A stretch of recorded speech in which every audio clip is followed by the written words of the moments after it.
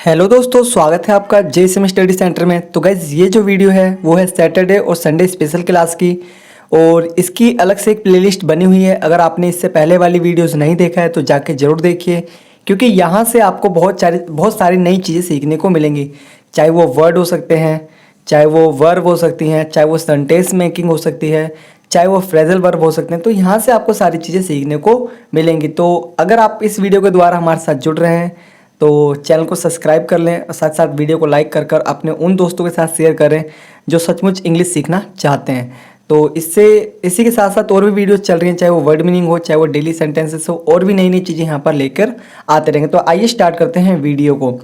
मुझे समझ नहीं आ रहा है कि इस समस्या को हल करने के लिए कौन सा तरीका सबसे उपयुक्त होगा। I am not able to figure out which method would be the most appropriate to solve this problem. तो देखिए यहाँ पर अप्रोप्रिएट का मतलब है कहीं ना कहीं एक उपयुक्त, सबसे सही तरीका, ठीक है। और फिगर आउट का मतलब यहाँ पर आ रहा है कि नहीं समझ में आ रहा, ठीक है, यानी नहीं समझ में, किसी चीज़ के प्रति कंक्लूजन नहीं निकाल पा रहा हूँ। तो ये आपकी फ्रेजल वर्ब है यहाँ पर फिगर आउट, ठीक है, मतलब किसी चीज़ को समझना, ठीक है, फिगर आउट करना। जैसे मैंने बोला कि इस चीज़ को फिगर आउट करो, तो आप उसको समझ रहे हो, लेकिन यहाँ पर कह रहा है कि फिगर आउट नहीं कर पा रहा हूँ, ठीक है, तो नहीं समझ पा रहा हूँ। अगर समय पर काम पूरा नहीं हुआ तो हमें प्रोजेक्ट डेडलाइन बढ़ाने के लिए क्लाइंट से बात करनी पड़ेगी। If the work is not completed on time we will have to discuss extending the project deadline with the client. तो यहाँ पर देखिए एक्सटेंडिंग का मतलब होता है बढ़ाना, ठीक है। डिस्कस का मतलब आपको पता ही है, बात करना। और बाकी तो ऑलमोस्ट आप सारे यहाँ पर वर्ड जानते हैं। तो एक क्लाइंट यहाँ पर वर्ड है, क्लाइंट, ठीक है, ये भी आप नोट कर लेंगे। तो इसी तरीके की वो जो वर्ड मीनिंग है, वोकैब है, आपको बढ़ानी। क्या आप इस दस्तावेज को पढ़कर ये सुनिश्चित कर सकते हैं कि इसमें कोई त्रुटि नहीं है? Can you read through this document to ensure there are no errors.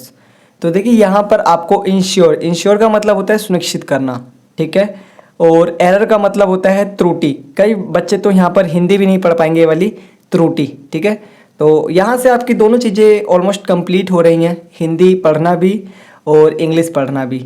तो साथ ही साथ आप यहाँ पर डेली रूटीन सेंटेंसेस भी देख सकते हैं और वर्ड मीनिंग भी, उनसे भी कहीं ना कहीं आपको बहुत हेल्प मिलेगी, और इससे तो बहुत ज़्यादा मिलेगी। अगर आपको कोई समस्या हो रही है तो कृपया मुझसे बताएं, मैं आपकी मदद करने के लिए यहाँ हूँ।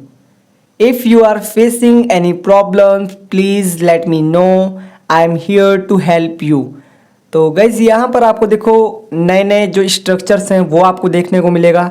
जैसे कि यहाँ पर एक सेंटेंस लिखा है कि लेट मी नो, तो इसका मतलब होता है मुझे बताओ या फिर मुझे जानने दो। ये आपको कहीं ना कहीं डेली यूजेस सेंटेंसेस में बहुत सारी चीज़ें आपको यूज़ करने को मिलेंगी, यहाँ से भी फ़ायदा होगा। साथ ही साथ जो डेली यूजेस सेंटेंसेस है वहाँ से भी आपको बहुत ज़्यादा बेनिफिट मिलेगा। तो देखो यहाँ पर एक सेंटेंस बना है, I am here to help you. तो यहाँ पर मैं हूँ आपके किस लिए, हेल्प करने के लिए। तो ऐसे ऐसे सेंटेंसेस जस्ट आपको बोलने हैं, डेली यूजेस सेंटेंसेस है ये। और कहीं ना कहीं जब आप इन सेंटेंसेस को डेली बोलेंगे तो आपकी इंग्लिश बेहतरीन होती चली जाएगी। मैंने सुना है कि उस फिल्म में बहुत अच्छी कहानी है, क्या आप मेरे साथ चलना चाहेंगे? I heard that the movie has a very good story, would you like to come with me. तो यहाँ पर देखिए हर्ड, कई लोग इसको हियर्ड पढ़ते हैं, लेकिन यहाँ पर ये क्या है, हर्ड। तो और यहाँ पर देखो एक यूज़ हुआ है sentence structure, would you like to come with me. हम जैसे पूछ सकते हैं कि would you like to take this pen, है ना, क्या आप ये पेन लेना चाहोगे? Would you like to come, ठीक है। Would you like to purchase this book, क्या आप इस बुक को खरीदना चाहोगे? तो ऐसे ही कहीं ना कहीं हम डेली यूज सेंटेंस बोलते हैं, और कहीं ना कहीं यही सेंटेंसेस आपको इंग्लिश स्पोकन में भी देखने को मिल सकता है। तो जस्ट आपको इस वीडियो को वॉच करना है और चीज़ों को सीखना। अगर आपको किसी चीज़ की ज़रूरत है तो कृपया मुझसे बेझिझक पूछें, मैं आपकी मदद करने के लिए हमेशा तैयार हूँ। If you need anything please feel free to ask me, I am always ready to help you. तो गाइज यहाँ पर भी कहीं ना कहीं जो सेंटेंसेस है वो बहुत अच्छे हैं, और आप इनको अपनी डेली यूज सेंटेंसेस में यूज़ कर सकते हैं। लाइक डेली रूटीन जब आप कुछ भी इंग्लिश में बोल रहे हैं, then you can use them. और डेफिनेटली अगर आप इन चीज़ों को यूज़ करेंगे अपने डेली रूटीन में और इंग्लिश बोलने की कोशिश करेंगे तो सचमुच आपको ये बहुत ज़्यादा इम्प्रूव करेगी इन इंग्लिश। और यहाँ पर देखो एक वर्ब आई है, feel, felt, felt, feeling, feels. तो यहाँ पर मैंने आपको 5 फॉर्म्स बताई, यानी कि जैसे फर्स्ट क्या होती है, सेकंड क्या होती है, थर्ड क्या होती है, फोर्थ क्या होती है और फिफ्थ क्या होती है। इसी तरीके से ask, asked, asked, asking, asks. तो ये सारे ना आपको जस्ट ऐसे ही जो मैं टिप्स एंड ट्रिक्स दे रहा हूँ आपको फॉलो करना है।